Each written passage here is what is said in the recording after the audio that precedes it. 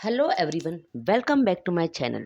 So in today's video, we are going to understand some of the important mathematical sum which used to come in SEM to FI BCom exam. So students, those who were absent during lecture, they can go through all the topics and they will understand how we have to solve to get good marks. So before start the video, it's my humble request to everyone, please share, comment, subscribe my channel.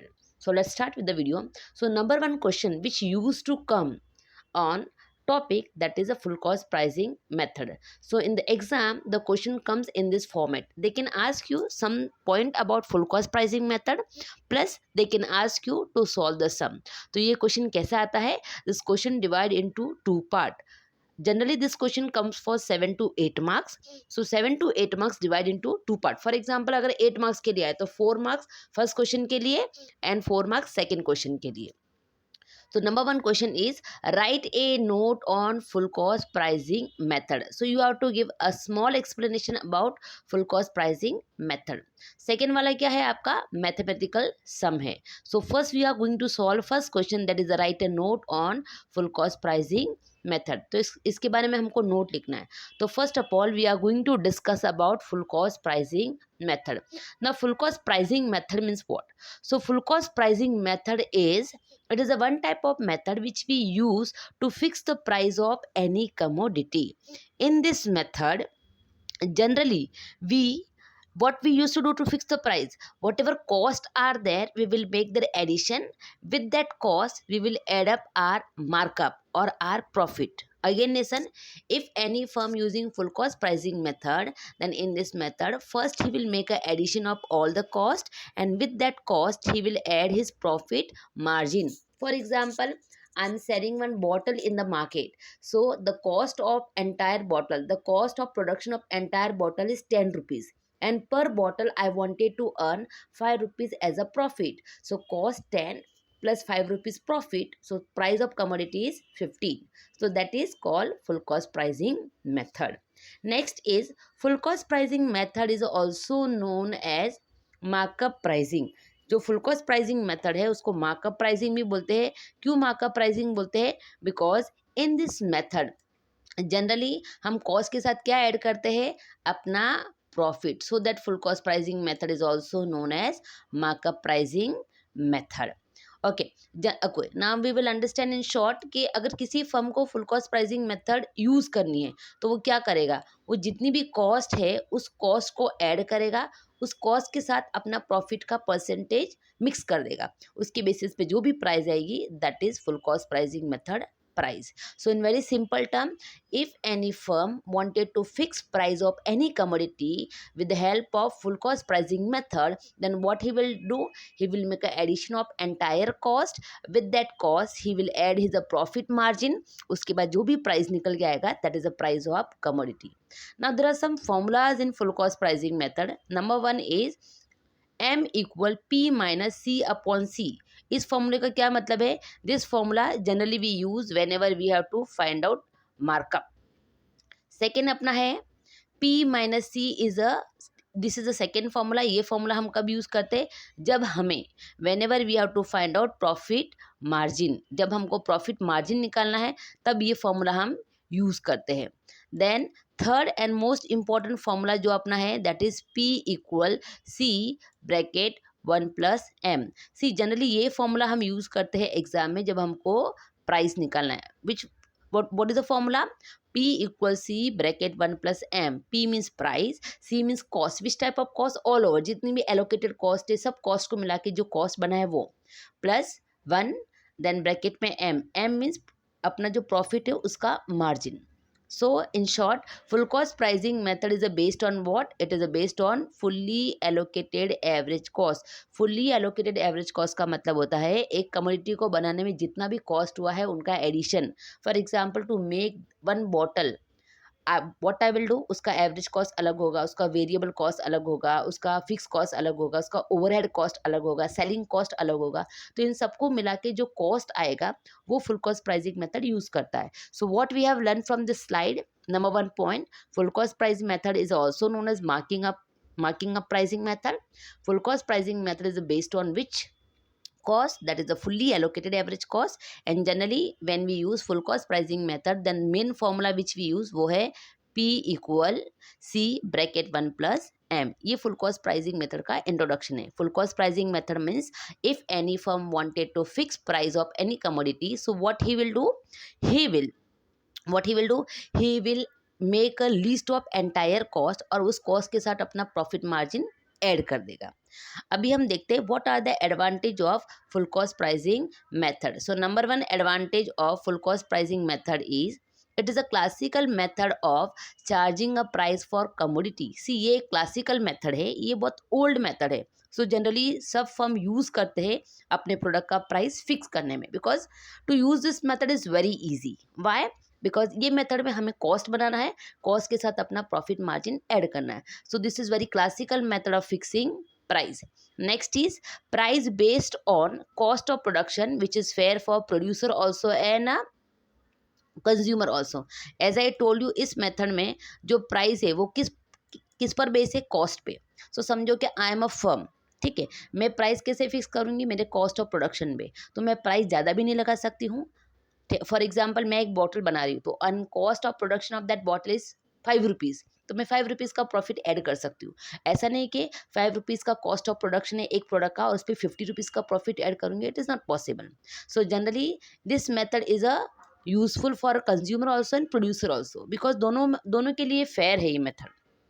Then this method can avoid frequent changes in a price. As we know very well, market is very unstable, it is very uncertain, so all the time there are changes in a market. So if firm using this method, तो ये problem solve हो सकती है, because ये method में price कौन से basis पे fix होती है, that is cost of production. Next is this method is a very popular among many businessmen or many entrepreneurs, because to use this method is very simple. Next is, see, when we talk about real world market, so in real world market, as we know very well, okay, no one having perfect knowledge about it, and there is a always problem of a frequently changes in a price. So if any firm want a stable price, if any firm want a stable and fixed price of product, तो वो ये full cost method use करता है. So what are the advantage of full cost pricing method? एक तो ये classical method है. This method useful for producer also and consumer also. This method can solve frequently changes in price. ये method बहुत popular है और ये method stable price के लिए यूजफुल है. So these are some advantage of full cost pricing method. Next is, what are the limitation of full cost pricing method? So most important limitation of full cost pricing method is that this method ignore demand concept. As I told you just now, in full cost pricing method, generally firm fix price on the basis of cost of production, but in real market, in real world, whenever any firm fix price, तो वो demand को important देता है.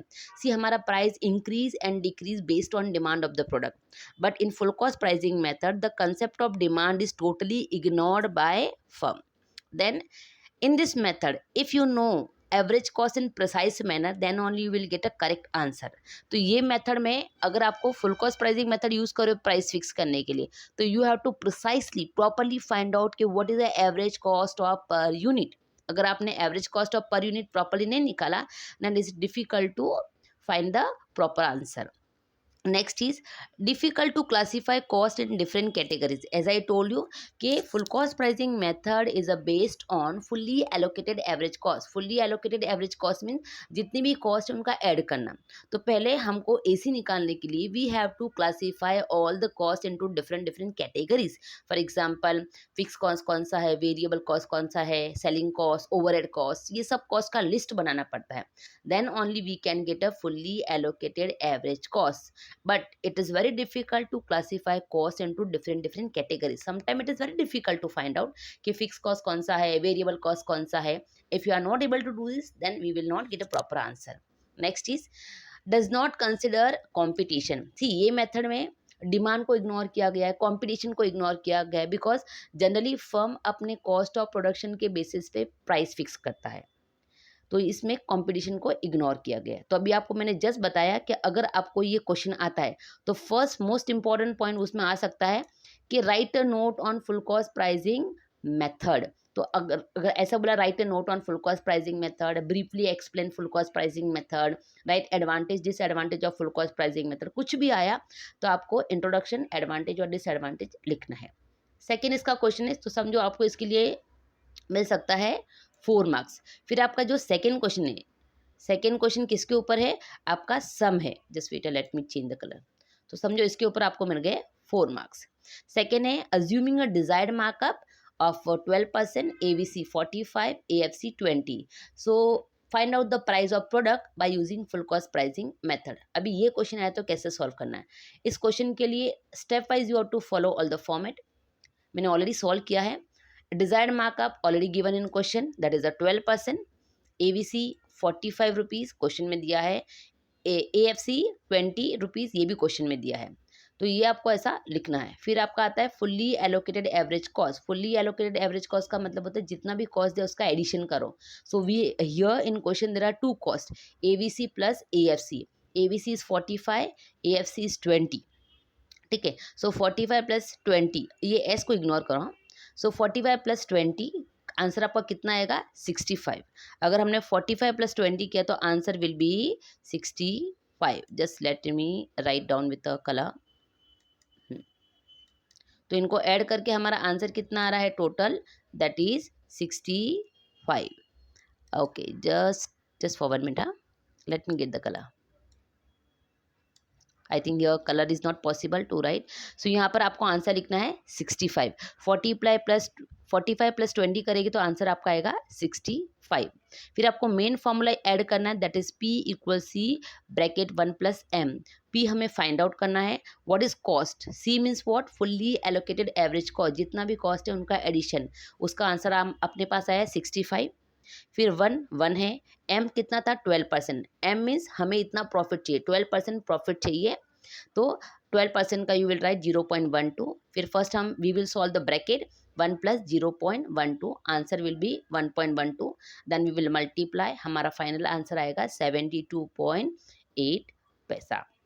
सो यहाँ पर ये method आपको follow करना है और ये करने के बाद definitely you will get a 4 marks. So the point is that कि when we use full cost pricing method, और हमारे अगर फुल कॉस्ट प्राइसिंग मेथड पे कोई भी सम आया तो हमारा आंसर इस तरह से होगा। पहले अब हमें फुल कॉस्ट प्राइसिंग के बारे में लिखना है, फिर हमें ये सम सॉल्व करना है। So if you are going to follow the format you will easily get the marks. फिर सेकेंड हमारे पास कौन सा सम आता है, ओके ये आपका होमवर्क है। Please take a screenshot of this question and solve it, and when you will get the answer write down in comment box कि इस क्वेश्चन का आंसर आपके पास क्या आया है। सेकेंड हमारे पास जो सम आता है वो आता है पे बैक पीरियड पे। सो इस तरह से आपको फॉर्मेट दिया जाएगा और आपको सॉल्व करना है। Okay, first of all will understand a small information about pay back period. Pay back period is also known as pay off and pay out period. Payback period means कि whatever money you have invested, in how much time you will get your money back. It means that कि time required to get your invested money back, that is called payback period. Payback period is the one type of method which we use to evaluate the project. Payback period का formula क्या है, payback period equal initial investment upon annual net cash flow. For example मैंने 5,000 रुपये का investment किया है और हर साल मुझे 1,000 रुपया मिल रहा है, तो 5,000 रुपया मैं कब अर्न करूँगी, 5 साल के बाद, दैट इज़ पे back period. Pay back period को लिखने के लिए सिंपल फॉर्मूला है P equal C upon R। तो आपको क्वेश्चन इस तरह से आता है। अभी देखो ये वाले क्वेश्चन में सब जगह जो इन्वेस्टमेंट है वो अलग अलग है, तो आपको ये सारे इन्वेस्टमेंट क्वेश्चन में दिए रहेंगे। ठीक है, फिर क्या आएगा, using pay back period criteria select the most profitable project. ये आंसर निकलने के बाद आपको एकदम प्रॉफिटेबल प्रोजेक्ट को सेलेक्ट करना है, जितना भी प्रोजेक्ट उनको रैंक देना है और आपके आंसर को जस्टिफाई करना है। ये क्वेश्चन भी 8 मार्क्स के लिए आता है, तो अब इसे कैसे सॉल्व करोगे दैट विल अंडरस्टैंड। तो पहले आपको ये ऐसा क्वेश्चन दिया है, क्वेश्चन में फिर आपको इस तरह से लिखना है प्रोजेक्ट ए।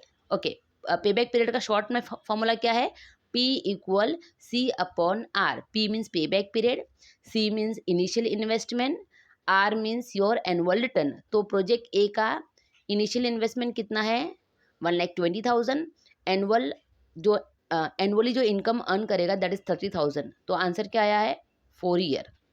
प्रोजेक्ट बी का जो initial investment that is 80,000, then annual net cash flow 16,000, answer is 5 year. Then project C का जो इन्वेस्टमेंट है initially that is the 60,000 and annual net cash flow is the 30,000, answer is 2 year. Project D का annual original investment is 40,000, annual net cash flow is 40,000, so answer is 1 year. See ये जो सब information है आपको already table में question में दिया रहेगा, तो आपको ये फॉर्मेट पहले फॉलो करना है। इस फॉर्मेट के लिए you will get a 2 marks, 1 marks for each. Is it clear? I hope you understood. उसके बाद आपको ये टेबल फिर से बनाना है। सी प्रोजेक्ट, ये इन्फॉर्मेशन आपको क्वेश्चन में दिया है, इनिशियल इन्वेस्टमेंट क्वेश्चन में दिया है, कैश इनफ्लो क्वेश्चन में दिया है। So you are going to form this table again, then you are going to add 2 more column that is pay back period and rank. तो अभी हमने जस्ट सॉल्व किया है, तो प्रोजेक्ट ए के लिए कितने साल चाहिए? 4 ईयर। प्रोजेक्ट बी के लिए हमें कितने साल चाहिए? 5 ईयर। देन प्रोजेक्ट सी के लिए we need 2 year and project D के लिए वी नीड 1 ईयर। तो you have to write year over year, ठीक है। फिर हमको रैंक लगाना है। रैंक कैसे? How we can add up rank? So the project which required less time period. See payback period का मतलब क्या होता है? Time period required to recover the investment. तो ये हर एक प्रोजेक्ट का इन्वेस्टमेंट है, हमें कितना टाइम पीरियड रिक्वायर्ड चाहिए वो हमें निकालना है, उसके बेसिस पे रैंक निकालने के। तो जिस प्रोजेक्ट के लिए कम टाइम चाहिए that is the on number 1। So you can C project D का कितना टाइम लगेगा पैसा कवर अप करने में? 1 ईयर, तो ये आपका आएगा नंबर 1 पे। देन प्रोजेक्ट सी को 2 साल लगेंगे, तो ये आपका आएगा नंबर 2 पे। प्रोजेक्ट ए को 4 साल लगेंगे, तो ये आएगा आपका नंबर 3 में। देन प्रोजेक्ट बी जिसको सबसे ज़्यादा टाइम लगेगा वो आएगा नंबर 4 में। तो इस तरह से आपको टेबल बनाना है। ये वाला पार्ट, ये और ये आपको ऑलरेडी क्वेश्चन में दिया रहेगा। So whenever you are going to form this table, ये पूरा टेबल ड्रॉ करना, डोंट फॉलो शॉर्टकट। यहाँ पर आपको मिलते हैं 4 मार्क्स। अभी नेक्स्ट आपका क्या क्वेश्चन था? Just look at the question. Using pay back period select the most profitable project, वो हमको निकालना है। रैंक दिया हमने प्रोजेक्ट को, पे बैक पीरियड निकालना है। अभी हमको select the most profitable project करके आंसर को जस्टिफाई करना है। तो आपका ये टेबल देखो, यहाँ पर मोस्ट प्रॉफिटेबल प्रोजेक्ट कौन सा है? Just see the table. So most profitable project आपका यहाँ पर है प्रोजेक्ट डी, क्योंकि इसको कवर अप करने में 1 साल ही लग रहा है। तो यहाँ पर इस तरह से आंसर लिखना है, the most profitable project is project D. The most profitable project is project D where initial investment is recovered in the shortest time period. ये ध्यान रखना, कौन सा भी प्रोजेक्ट हो हर बार ऐसा स्टेटमेंट लिखना है, the most suitable project is project D या सी या ए और B, because in this project जो हमारा इनिशियल इन्वेस्टमेंट है वो जल्दी कवर अप हो रहा है। अगर यहाँ पर प्रोजेक्ट बी होगा तो आप बी का नाम लिखोगे, सी होगा तो सी का, ए होगा तो ए का। अगर ए बी सी डी की जगह पर 1 2 3 4 लिखा है तब भी आप ऐसे लिखोगे, the most suitable project is project 4 where initial investment is recovered in a shortest time period. Is it clear? तो इस स्टेटमेंट के लिए आपको मिलते हैं 2 marks. So in this way you are going to write your answer. I hope the things are clear. Next आपका आता है, ओके, एक दूसरे टाइप का भी क्वेश्चन आता है जिसमें आपको इनिशियल इन्वेस्टमेंट सेम रहेगा सबका, ओनली जो कैश फ्लो है वो अलग अलग है।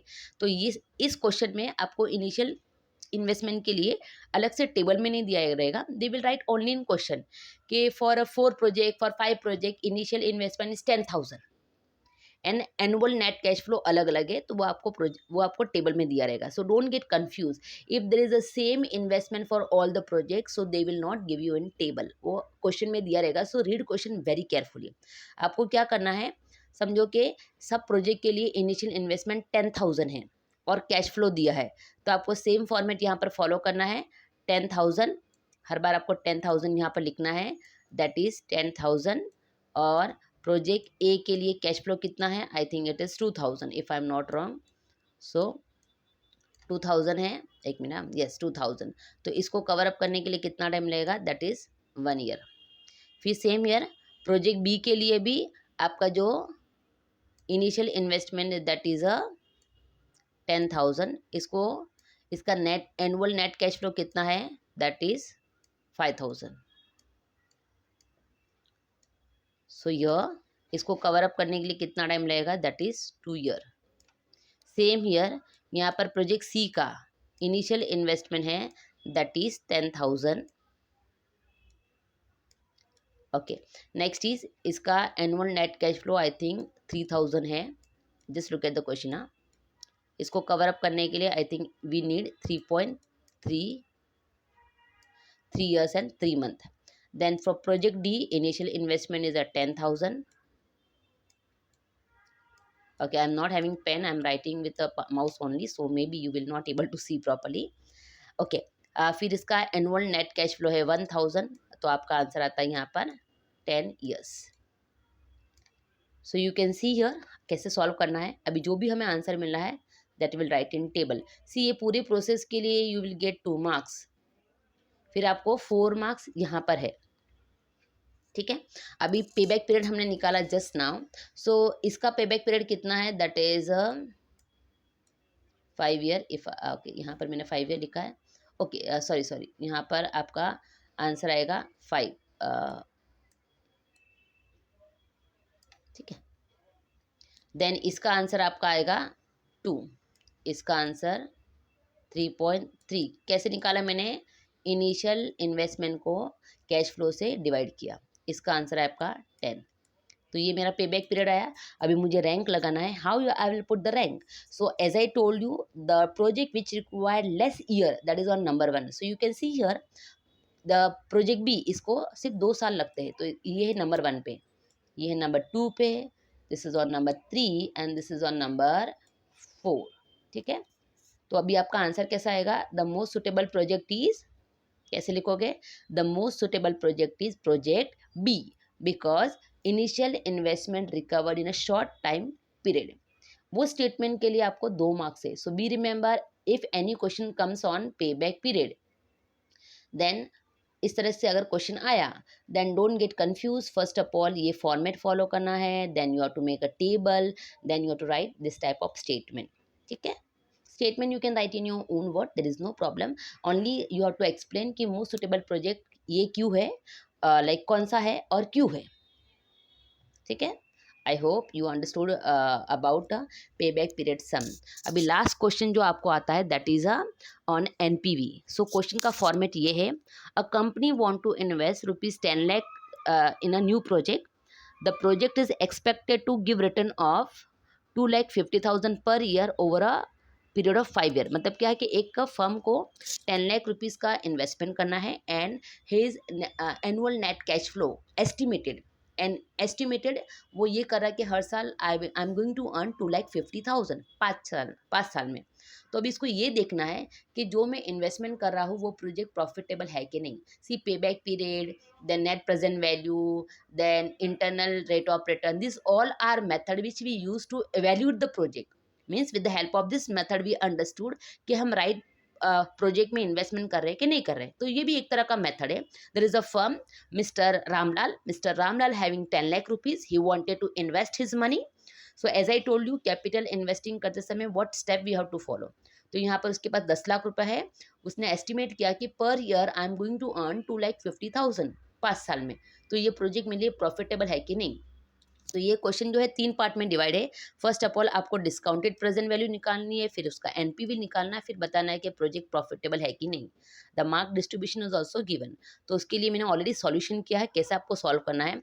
डिस्काउंटेड प्रेजेंट वैल्यू आपकी पी है, तो यहाँ पर 5 साल का डेटा दिया है. तो पहले क्या है, 2,50,000 वो अर्न करेगा. इसका फॉर्मूला क्या है, जो आपका एनुअल नेट कैश फ्लो है, जो आपका एनुअल नेट कैश फ्लो है वो ऊपर लिखो, उसके नीचे 1 plus R means your rate of interest. तो आपको पता रहेगा क्वेश्चन में आपका जो रेट ऑफ इंटरेस्ट है वो कितना दिया है, 10%.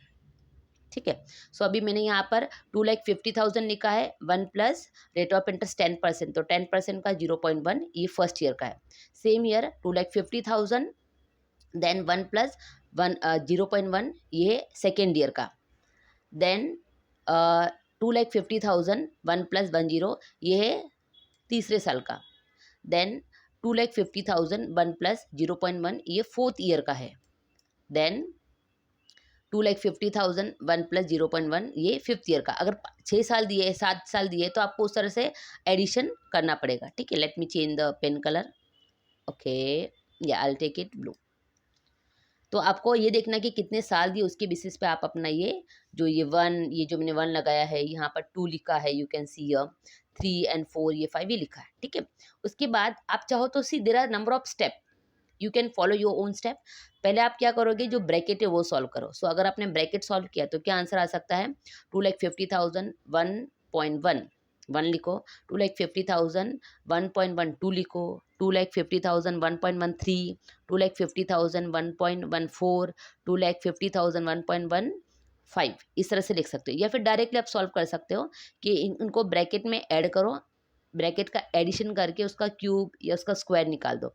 तो यहाँ पर डायरेक्टली स्टेप किया है, 2,50,000 पहले हमने ऐड किया है, फिर उसका आंसर लिखा है। सेम ईयर सेकेंड वाले में भी 2,50,000 किया, 1.01 को ऐड करके इसका स्क्वायर निकाल दिया, तो स्क्वायर निकालने के बाद आंसर क्या आया, इतना। सेम ईयर हमने क्यूब निकाल दिया, फिर इसका जो 4 टाइम मल्टीप्लाई किया, फिर 5 टाइम मल्टीप्लाई किया, तो आंसर ये आया। Okay, generally student get confuse कि जीरो के बाद कितने नंबर्स लेने।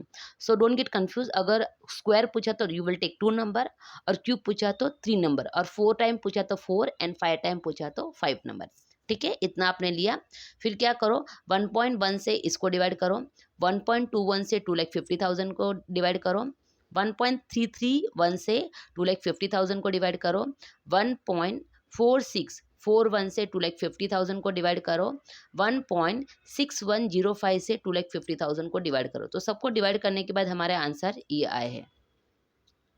See when you will make a division, जो पॉइंट वाले हैं, पॉइंट के बाद ये यहाँ पर जो है वो उसको 2 नंबर से ज़्यादा मत लो, otherwise the answer is going to be very like big. फिर ये जो भी हमारे पास आंसर है उसका एडिशन कर दो। तो हमने फर्स्ट क्वेश्चन सॉल्व कर लिया है, हमने डिस्काउंटेड प्रेजेंट वैल्यू निकाल दी है, तो इस पर आपको 5 मार्क्स मिलते हैं। फिर आपका आता है नेट प्रेजेंट वैल्यू। कैसे निकालना है net present value, very simple, जो भी हमारा आंसर आया, अभी recently we got this answer ना, तो ये आंसर यहाँ लिखो, ठीक है। फिर ये फर्म कितना इन्वेस्ट करना चाहता था, so firm wanted to invest that is 10 lakh rupees. जो हमारा डिस्काउंटेड प्रेजेंट वैल्यू है ये इतना आया है, ठीक है। फर्म कितना इन्वेस्ट करना चाहता था, 10 लाख रुपीज़।